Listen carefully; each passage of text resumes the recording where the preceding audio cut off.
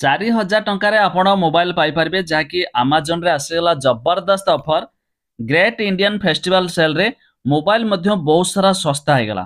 ତେବେ କେଉଁ ମୋବାଇଲ ଶସ୍ତାରେ ଆପଣ କିଣିପାରିବେ, କ'ଣ ରହିଛି ଅପଡେଟ୍, ଯାହା ବିଷୟରେ ମୁଁ ଆପଣଙ୍କୁ ଡିଟେଲରେ ଜଣେଇବି। ଶେଷ ପର୍ଯ୍ୟନ୍ତ ଦେଖନ୍ତୁ ଯଦି ଆପଣ ବି ଏକ କମ୍ ଦାମରେ ମୋବାଇଲଟେ କିଣିବା ପାଇଁ ଚାହୁଁଛନ୍ତି। ଜାଣିନେବା ତା ପୂର୍ବରୁ ଭିଡ଼ିଓକୁ ନିହାତି ଲାଇକ୍ କରନ୍ତୁ। ସବସ୍କ୍ରାଇବ୍ କରିନଥିଲେ ଏବେ ସବସ୍କ୍ରାଇବ୍ କରି ପାଖରେ ଥିବା ଘଣ୍ଟି ଚିହ୍ନକୁ ଦବାଇ ଦିଅନ୍ତୁ।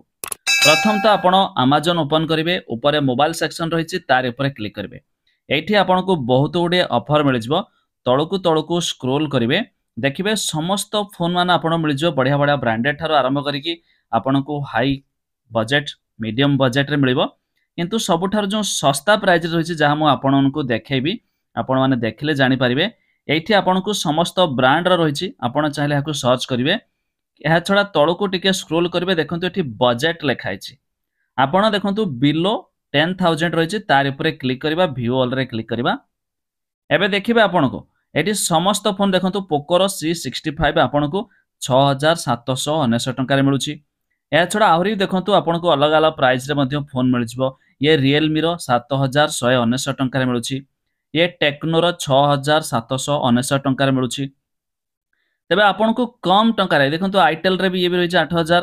ता छड़ा देखो आहरी आम कम टंका को जीवा, जमीती कि देखो ये आईटेल रो 6,699 टंका मिलूँ।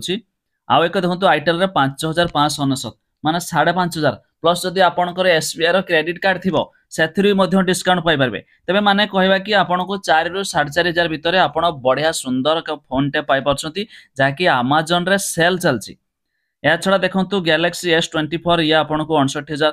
आईफोन तो आपन को जाके लॉन्च जेतले हेतिला 80-90,000 टंकार फोन एबे आपन को 50,000 पाखापाखि मिल जाउची। तबे ये रही बढ़िया देखो आईफोन 13 41,249 टंकार मिलूँ।